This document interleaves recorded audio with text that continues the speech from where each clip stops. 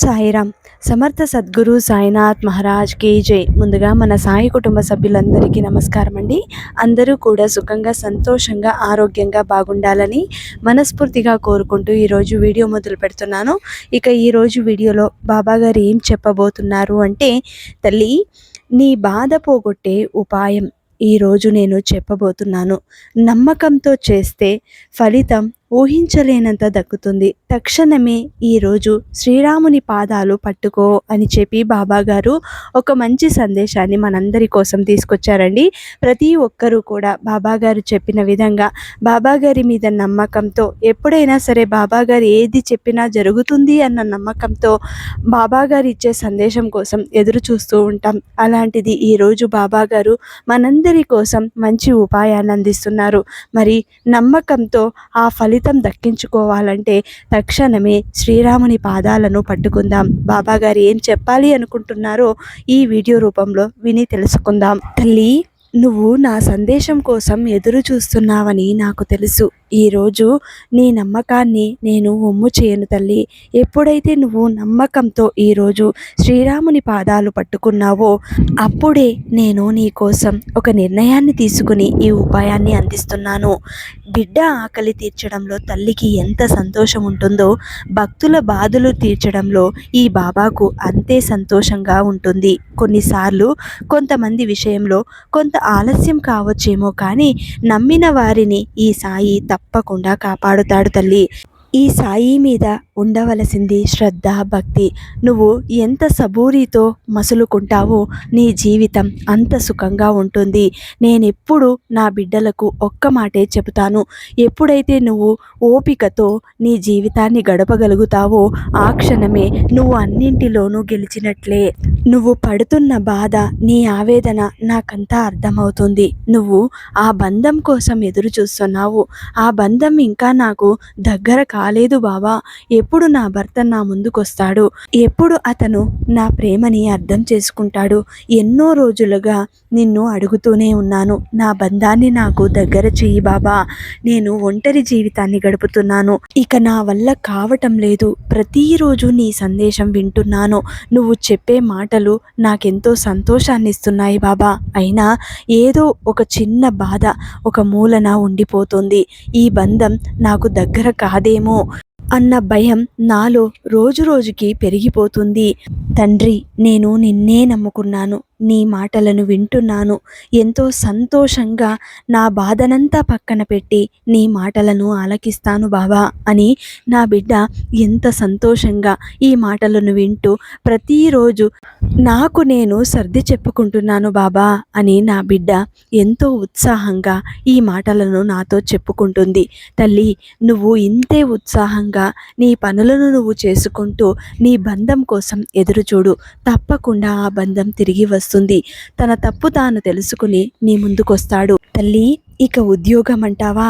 నీ కోసమే ఈరోజు ఒక చక్కటి ఉపాయాన్ని అందిస్తున్నాను.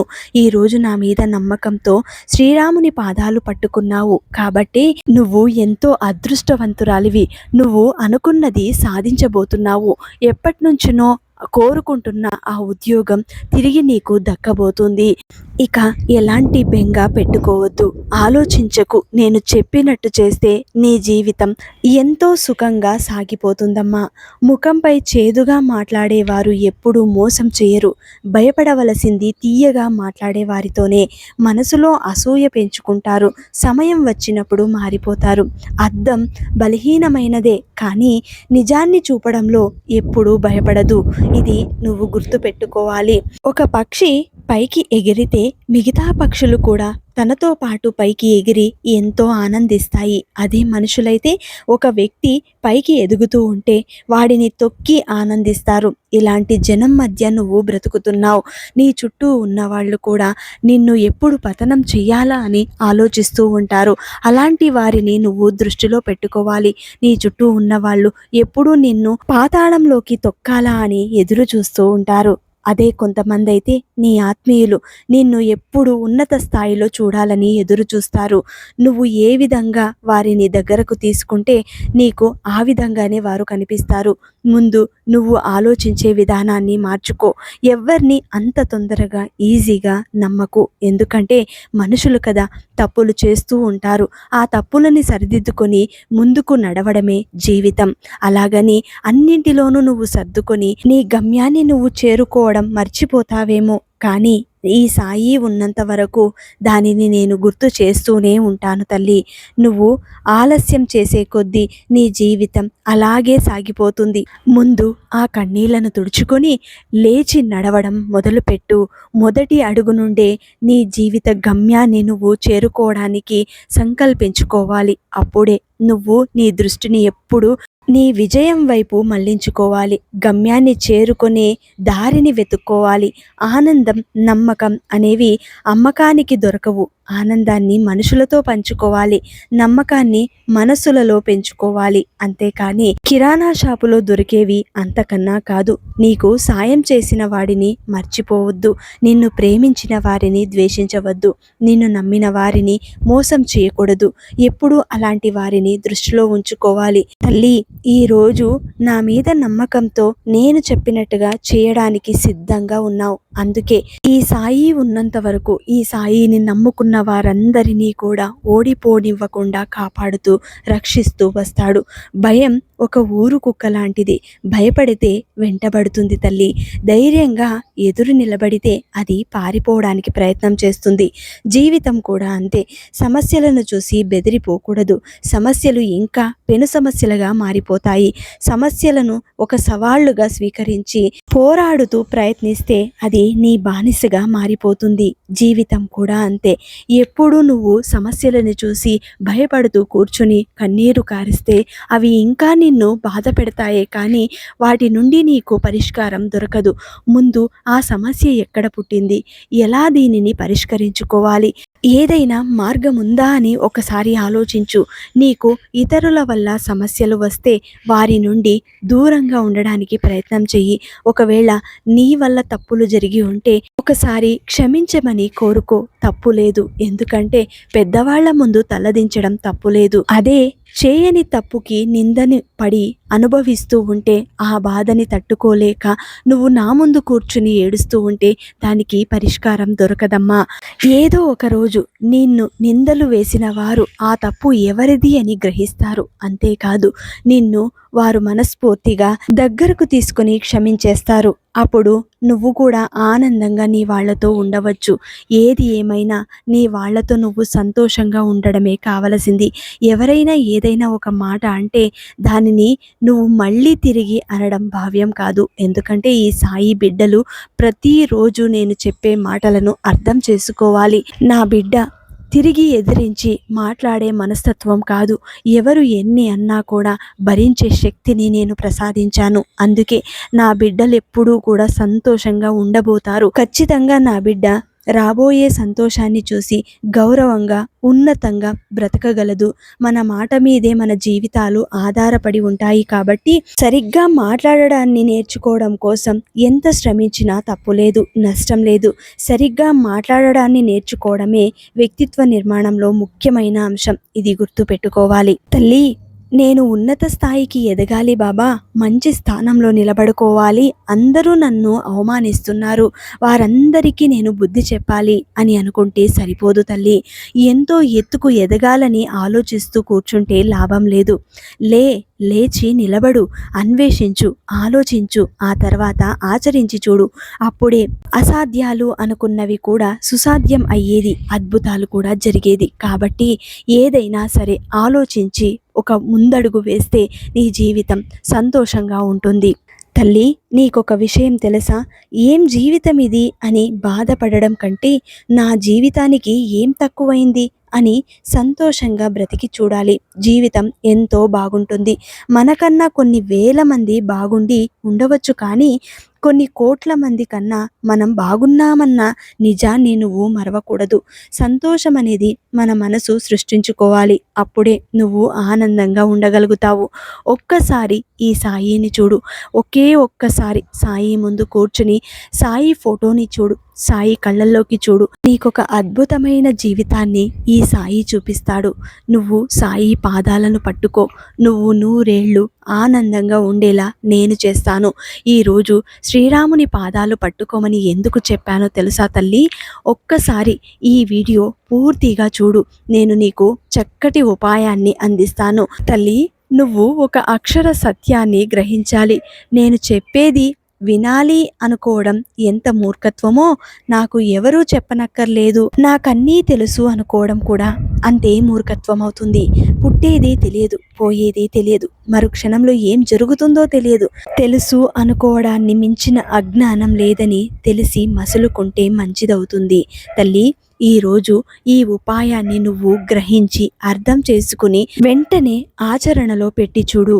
నీ జీవిత లక్ష్యం నువ్వు ఖచ్చితంగా ఒకరోజు చేరుకుంటావు. అంతేకాదు, ఎన్నో రోజులుగా నువ్వు కోరుకుంటున్న ఆ కోరిక కూడా తక్షణమే తీరడానికి ఒక మార్గం ఏర్పడుతుంది. అది శ్రీరాముని అనుగ్రహం వల్ల నీకు దక్కుతుందమ్మా.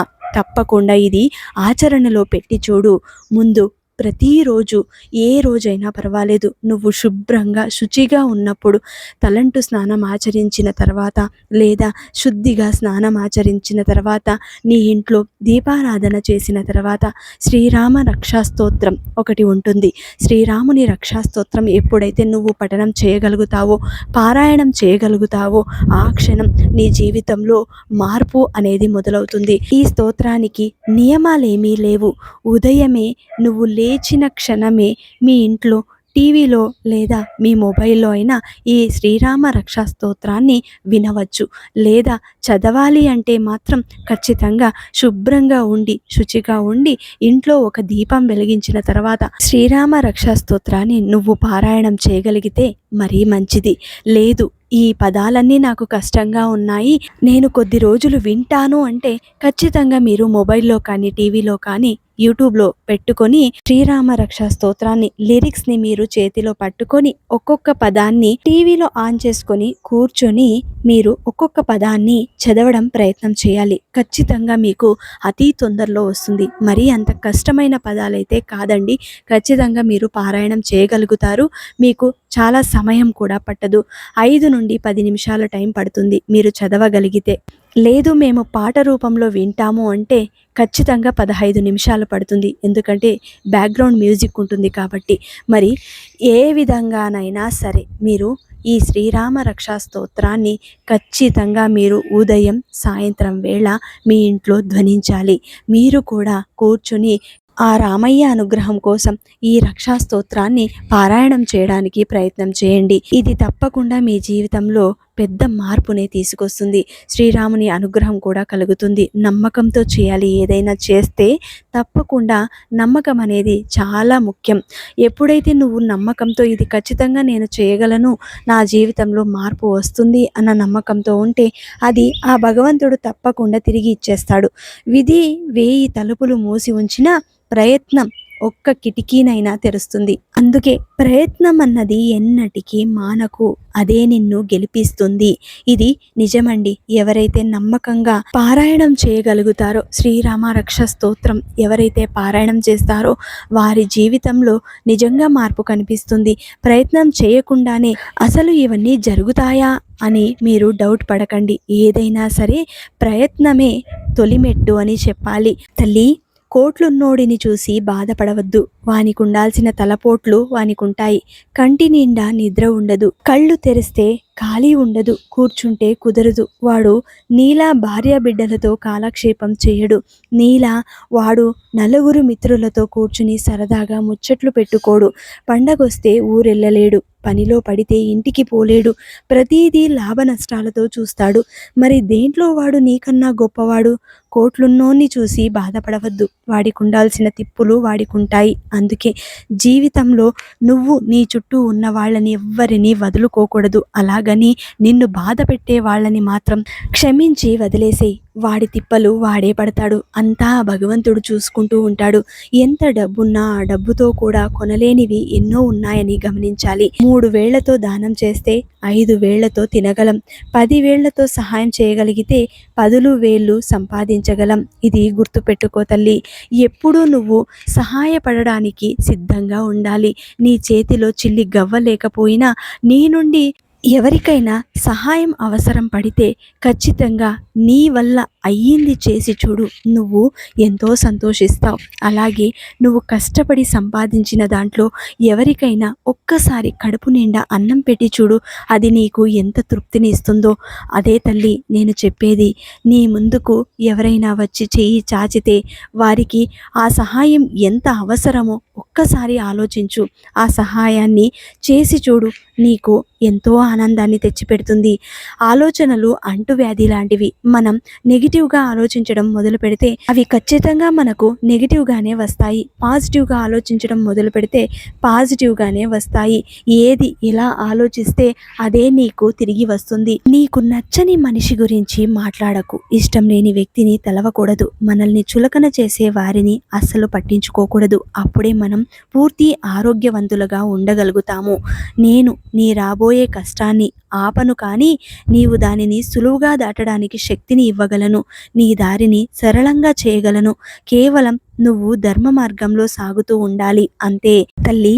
అణువంతైనా అర్థం చేసుకునే మనసు లేకపోతే ఆకాశమంత ప్రేమను ఉన్నా కూడా అది వ్యర్థమే అవుతుంది. దేవుడు నీకు కష్టాలను ఇచ్చేది నిన్ను బాధ పెట్టడానికి కాదు. ఎంతమంది నీతో నిజాయితీగా ఉన్నారు, ఎంతమంది నటిస్తున్నారనేది నీకు తెలియజేయడానికి మాత్రమే. ఇది గుర్తుపెట్టుకో. మనకిచ్చే సమయాన్ని బట్టి మన విలువ అర్థమైపోతుంది. మనం వాళ్ళ దృష్టిలో ఎక్కడ ఉన్నాము అనేది. కాబట్టి ఎవరిని ఎక్కడ ఏ విధంగా ఉంచాలి, ఎవరిని ఎంతగా దగ్గరికి తీసుకోవాలి అన్నది అంతా నీ చేతుల్లోనే ఉంది. నువ్వు మాత్రమే నిర్వర్తించవలసిన బాధ్యత విషయంలో నిర్లక్ష్యంగా మాత్రం ఉండవద్దు తల్లి. అందుకు ఎవరి సహాయం అవసరం ఉండదని మాత్రం గుర్తుపెట్టుకో. ఎందుకంటే అందులో నువ్వు ఎంత ప్రావీణ్యం సంపాదించావన్నది నీకే తెలుసు. కాబట్టి ఈ రోజుల్లో బంధాలు బలంగా ఉండాలంటే మనల్ని మనం కోల్పోయి పూర్తిగా వాళ్ళకి నచ్చినట్లుండాలి. మనకు నచ్చినట్లు బ్రతకడం ప్రారంభించిన మరుక్షణం ఆ బంధం ముగిసినట్లే. కాబట్టి ఎవరిని ఎక్కువగా నమ్మకు. అలా నమ్మితే తర్వాత వారి వల్ల నువ్వు మళ్ళీ బాధపడవలసి వస్తుంది. ఈరోజు నా మీద నమ్మకంతో, సాయి మీద నమ్మకంతో, నీ తండ్రి మీద నమ్మకంతో, శ్రీరాముని అనుగ్రహం కోసం ఈరోజు శ్రీరాముని పాదాలని పట్టుకున్నావు తల్లి. నిజంగా నీ జీవితంలో పెద్ద మార్పే రాబోతోంది. ఈరోజే నేను చెప్పినట్టు ఆచరణలో పెట్టి చూడు. శ్రీరామ రక్షా స్తోత్రాన్ని ఈరోజు సాయంత్రం నుండే నువ్వు పారాయణం చేయడం మొదలుపెట్టు. ఒక్కసారి, కనీసం ఒక్కసారి మాత్రమే నువ్వు వినడానికి ప్రయత్నం చేయి. ఆ తర్వాత పారాయణం చేసి చూడు. నిజంగా నీ జీవితం చాలా కొద్ది రోజుల్లోనే మార్పు కనిపిస్తుంది. మరి ఈరోజు ఈ బాబా చెప్పిన మాటలు నువ్వు అర్థం చేసుకున్నావని అనుకుంటున్నాను. ప్రతి ఒక్కరూ బాబా చెప్పిన సందేశం అర్థం చేసుకున్నట్లయితే శ్రద్ధ సబూరి అని కమెంట్ చేయండి. అలాగే అందరికీ అందేలాగా షేర్ చేయండి, లైక్ చేయండి. మళ్ళీ ఇంకొక మంచి వీడియోతోటి మీ ముందుంటాను. అంతవరకు సెలవు. సర్వే జనా సుఖినో భవంతు. సర్వం శ్రీ సాయినాథార్పణమస్తు.